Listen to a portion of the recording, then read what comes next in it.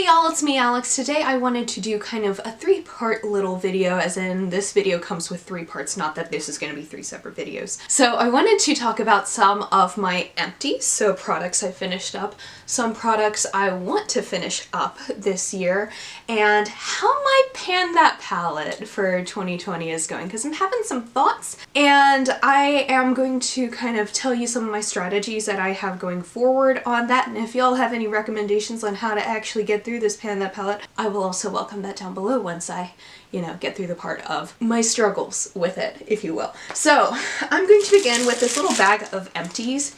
So this is just stuff that I finished up relatively recently.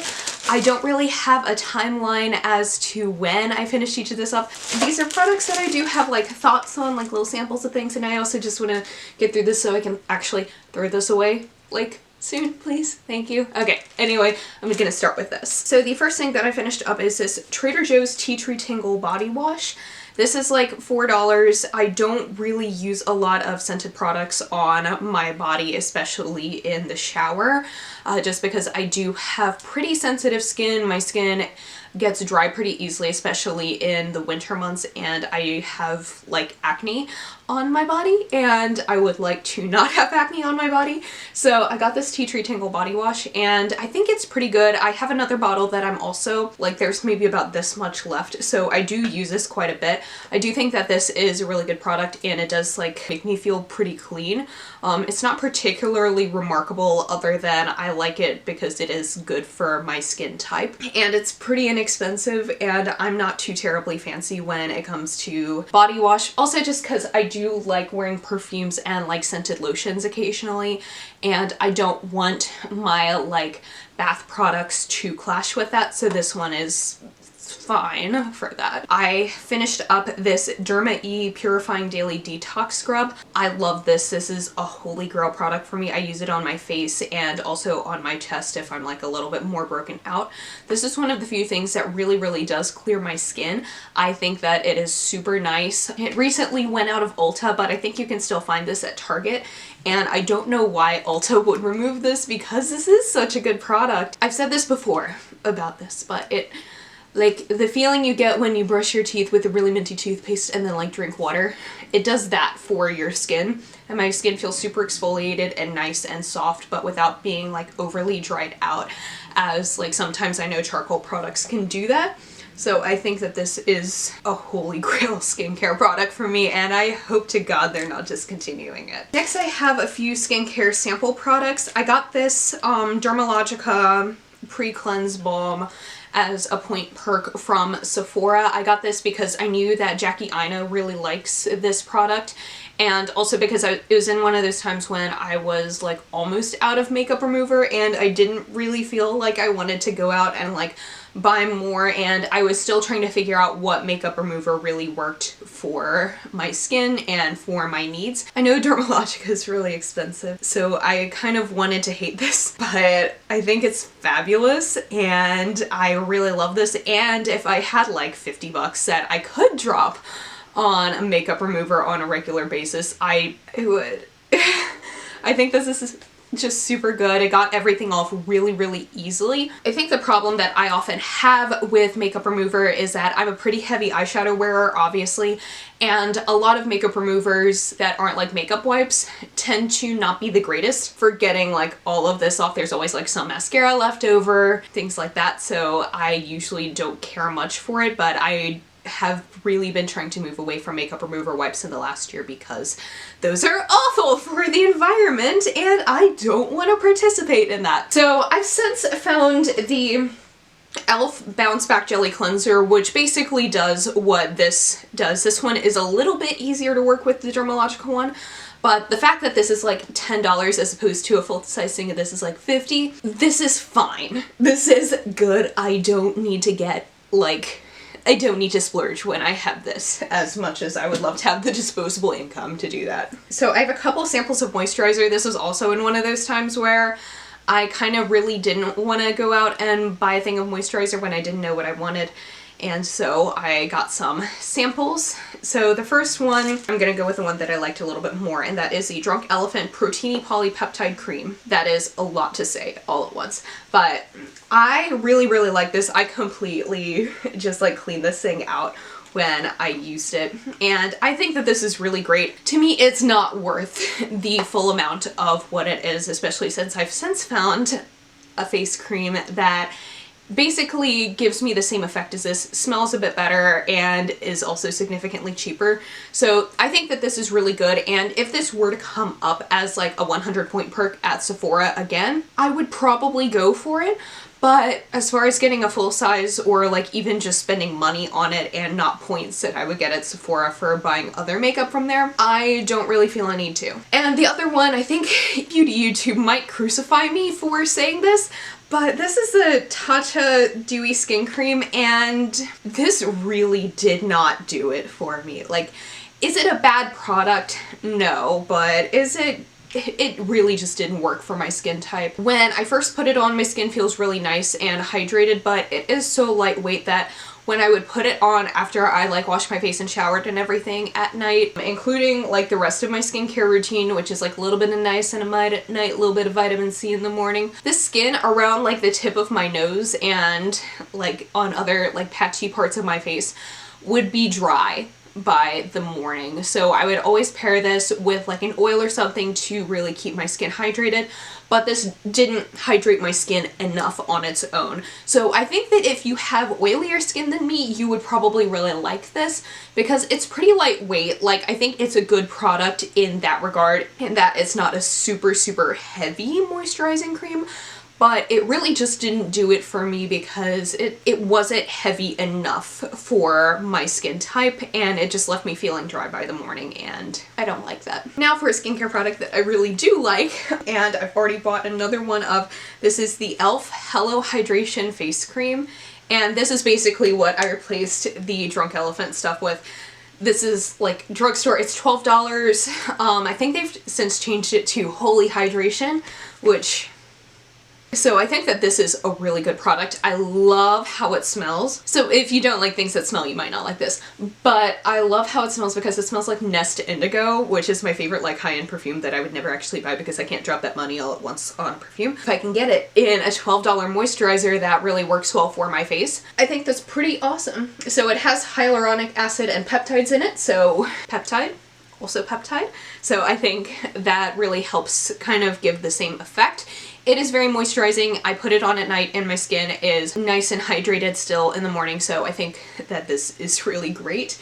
And if you like the Drunk Elephant stuff and you want something that is significantly less expensive, go for this. I also finished up some Burt's Bees Beeswax Lip Balm. I love this stuff. Whenever I run out of it, I just go out and get another like 4 or 5 pack of these at like Ulta, and that'll last me for like practically a whole year. So I think it's really good. There isn't much to say other than I like it. And lastly, as far as empties go, we're gonna go into some makeup products, and if you've watched my channel for any length of time within the past year, you know that these are Holy Grail favorites. So first Holy Grail favorite that I've had ever since like 2016 is the NYX HD Studio Photogenic Eyeshadow Base. I love this stuff. I continually buy this forever and ever on men. It is a really nice dupe for the original Urban Decay eyeshadow primer potion, and both NYX and Urban Decay are owned by L'Oreal, which probably explains why the two are so similar. This just smooths my eyes out and gives it the perfect base for a good little eyeshadow look. It makes my eyeshadow last a long time on my very oily lids, because even though the rest of my face is like pretty dry, my lids are so oily that I need something like this in order to survive. Like, I can't do the concealer as eyeshadow primer thing that a lot of people do. I respect that it works for other people. It really doesn't work for me. So I love this stuff. This is like $7 and it's fabulous, and I don't know why more people aren't talking about it. I also finished up this ColourPop BFF mascara, and this I discovered in the last year, and it made it into my 2019 favorites, I believe. And this is such a good mascara. I have it on my eyes right now. This is a holy grail of mine. I also have it in purple and burgundy. I tried to use the purple on my lower lashes, but for some reason the purple doesn't quite like show up as well as some of the other colors of this mascara, but it's really nice. I love that this is a really affordable mascara with like a huge brush. This is kind of exactly the sort of brush that I go for with my lashes because I have pretty thick, long lashes naturally, and so I can go for a big brush. I like big brushes and I cannot lie, and I think this does a really good job of volumizing and lifting my lashes, and I think I look pretty good in this. And the last one is also a discovery in the last year, and that is the NYX Bear With Me Tinted Skin Veil. I really love this. I think I'm on my third tube of this right now. This is what I use as my base. I've been using this as my base since last summer. I got my current one because I stole it from Case because they were like gonna use it, but then they like haven't worn makeup in a while, so it's mine now. This is really nice because I don't like a whole lot on my skin. I don't like full coverage foundation really on me anymore. I really used to, but ever since my skin's gotten a lot drier, I don't care for how that looks. So this really helps kind of hydrate my skin and give it like a little bit of evening out, but it still looks like my skin, and it still allows for, like, you know, the couple little freckles on my face and that to kind of shine through. That way my skin still looks natural, because I love that sort of contrast between very, very natural like skin base to very dramatic makeup otherwise. So I really like this stuff and I think it's super good. Okay, now let's get into some stuff I want to finish this year. This isn't like an official project pan or anything like that, but I am setting some kind of goals for myself to use up some of the products that I have before buying any new ones. So the first thing that I know that I desperately need to use this up is the Too Faced Born This Way Multi-Use Sculpting Concealer. I used to really like this, but now ever since I've kind of discovered the NYX Tinted Skin Veil, I haven't used this since then. So I'm trying to figure out ways that I can use this, because I really don't desire to use it as like an under eye like concealer or anything like that. I don't want to use it as like a foundation, because I had gotten a shade that was a little bit light for my face so that I could do like a brightened under eye thing.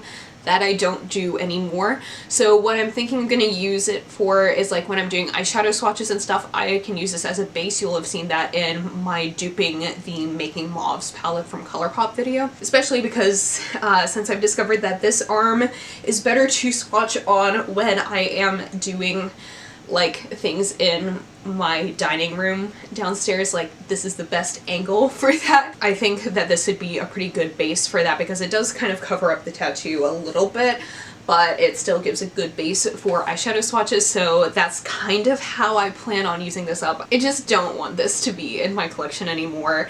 It was good for when I bought it, but now I just don't care for it. Next I have a couple highlighters, and it's not that I want to use both of these up. It's just that these are the exact same product from different brands, and I want to use at least one of these up. So I buy the same color highlighter in like everything, and I'm officially down to two because I had this color in like a Wet n Wild highlighter last year that I finished up. So I have the Makeup Revolution Vivid Baked Highlighter in Radiant Lights here, and the Model's Own Sculpt and Glow Highlighter Powder in Golden Sand. And if you will see, they're basically the exact same thing. So I'm wearing the Model's Own one on my cheeks right now.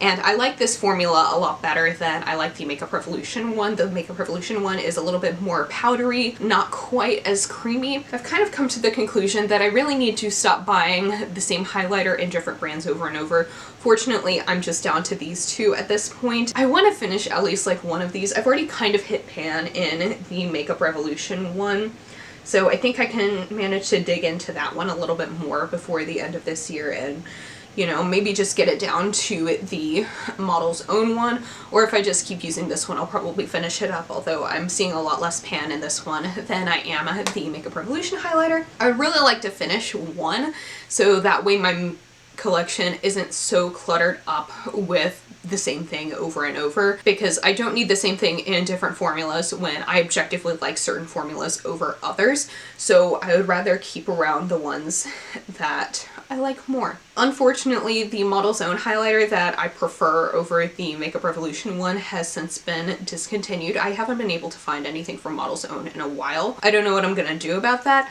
Honestly, if I finish both of these, I might splurge on like a Becca highlighter, or I also know that the Milk Makeup Flex highlighter that I really do love the formula of has a shade in about that kind of range. So that might be what I do with my highlighter collection after I finish these two. I just want to have formulas and colors that I like, but not overwhelm myself with the same thing. Next, I've mentioned this in a couple videos before, but I really want to use up my Milani Matte Beauty lipstick. This is what I'm wearing on my lips right now. This is my favorite nude lipstick of all time, and this is about how much I have left. I don't know if you can... How do you do the beauty guru thing? Here, are you gonna focus on it? Probably not. But I think I can finish this up by the end of this year. I would plan to absolutely just repurchase this after I finish it, but I kind of just want the satisfaction of saying that I finished a whole lipstick. I think that would make me very happy. I would feel super accomplished if I were to finish this. That's all I want out of this, is a sense of achievement. And then lastly, for things I want to finish up this year, I have a couple of Bath & Body Works body lotions. I have it in Japanese Cherry Blossom and Vanilla Bean Noel. Now, I got both of these for Christmas, and I really love both of these sets, but Bath & Body Works isn't cruelty-free. While I respect their decision to do whatever they want, I personally don't want to have these in my collection much longer. I love their scents, and I do really like them because they have hydrated my skin better than the lotion that I was using before, which is why I straight up started using these instead of going for the one that I had before or just giving these away. So that's kind of why I have used these. You know, normally I would just give something like this away, but since I really did need it for my skin, I decided to use these, and both of these have about probably this much left, about a third left. And I've been using them pretty much equally because I don't want to mix scents or anything like that. I think I can manage to finish up both of these. They're really good, and if you're not cruelty-free, I think that these are very good lotions, but I do only use cruelty-free products, so I don't need that. Now, lastly, I want to talk about my That palette for 2020, which is the Anastasia Beverly Hills Self-Made palette. This is what I'm wearing on my eyes. I started this project in January, and I feel like it should look like I've made more progress than it looks like right now, because it basically looks the same as it did in January, but I have been using these shadows a lot. This is kind of what I go to on days when I don't know what to do with my makeup, but I want to put something on my face. I still think that this is a very, very good quality eyeshadow palette, but I find myself being a lot less inspired by this than when I had first gotten it. So I'm not saying it's a bad palette by any means, but I am saying that I am struggling a little bit with inspiration. So the look that I have on today, I had actually found on Pinterest when I googled ABH self-made palette looks. And that's about how I'm able to find my inspiration for this palette right now, because I really do love a lot of these shades. So I love Deep Purple. That is what I have on my lower lash line, and I think it's gorgeous. I love Pink Champagne. That's probably one of my favorite like mauve-y neutral shades of all time. And I love how absolutely metallic it is. Metallic Plum, I think, makes for such a good plummy smoky eye. And I love like these little kind of pinky peachy shades. I think those are gorgeous. I don't find myself as inspired by this palette as when I got it, and I think one of the things that I've come to realize, the reason that I'm having so much trouble with this is because I don't do my makeup in the same way as I did in 2015 or 2016 when this was released. And I think that's actually a very good thing, because it means my makeup style has evolved, my makeup skills have evolved, I know a lot more of what's flattering on my face, but it does mean that this project is going to be a lot more difficult for me than I anticipated. So one of the things that is kind of tripping me up about this is that the only truly matte shades are Hot Chocolate and Buttery. And you can kind of use Sherbet here, which that pisses me off to no end that it's sherbet and not sherbet. That's just a personal gripe of mine. You can kind of use that as a transition shade, but it still has a little bit of like micro glitter in it. Spirit Rock is this like matte black with like a purple micro glitter in it, so you really can't use that in like a... It just doesn't work. While I think when I was doing my makeup when I had first gotten this, I was very much the kind of person who would you know, use a matte brown transition shade and then a color all over the lid. And I think that's still a very good look for a lot of people, but that really isn't what I do with my makeup today. If I'm doing a colorful lid shade, I really want a colorful crease shade. So if I'm doing, you know, deep purple, which is a bit more of a metallic-y type shade on my lid, I would want, generally speaking, like a matte purple in my crease or something like that, or a pink, or just like a matte shade, a matte colorful shade in my crease. And this palette isn't exactly conducive for that. So I'm currently trying to figure out different ways that I can use this so I can kind of get the best bang for my buck out of this, because the shadow quality is really amazing. I think that these shadows have held up very well over the years. They have stood the test of time. You know, this is a palette that got me into Anastasia Beverly Hills shadows, because this was the first palette that I had ever bought that, even with an eyeshadow primer and all of that, it didn't crease it on me in like 12 to 18 hour days. I had really long days in college when I got this. I've since like put myself on a little bit more of a reasonable schedule, but I would be working for like 12 hours and just going and going and going, and this wouldn't crease on me at all. And normally most eyeshadows, no matter how good quality they are and no matter what eyeshadow primer I use, after at least 12 hours, they're gonna crease. So I think that this is like really amazing, and it is a very good palette. Just the fact that there really are only 2 mattes out of all of this kind of puts me in a bind when it comes to this. So I'm thinking what I might do as a way of tackling this. I got this idea from Jay Kissa when she was, I think, doing a video with the Subculture palette or one of the other like more colorful Anastasia palettes. If she was kind of going through it by quad, so I could work with like this quad here, do like this, you know, and kind of just keep going. And I think that would really help me pair shadows together. And I think especially Anastasia palettes are set up very, very well to do that. So I think that could be one way. And if I needed like a matte transition shade and the quad that I just so happened to pick that day didn't have it, then I could just go into the rest of my makeup collection. I think it might be a good idea for me to intentionally like, you know, use one of the quads for like a week and see how that goes. Although I don't know how I feel about limiting myself to that for a week, and that doesn't particularly appeal to me because I do like having a lot of variety, which is why project pans sometimes can be a little irritating on my nerves, but I know I need to do them. They're good spiritual practice because I do like to use up my makeup. So that's kind of my thoughts on that. I think it's still a great palette, and I still really do love this color scheme. I think it's very nice in that it has both neutral and colorful options. I'm just struggling at the moment because my makeup style is just different. I have evolved, which is a wonderful thing. It's problematic for me finishing this up. So if you also have any tips or inspiration ideas for how I can use this up a bit more, please let me know down in the comments below. I'm looking for all of the inspiration right now. So anyway, that's it for this video. Let me know some of the things that you've used up recently, or if you're doing a project pan or anything like that. Thank you so much for watching. Please be sure to give this video a thumbs up if you liked it, and subscribe down below if you want to see more videos from me. And I will see y'all in my next one. I hope you'll have a wonderful day. Bye!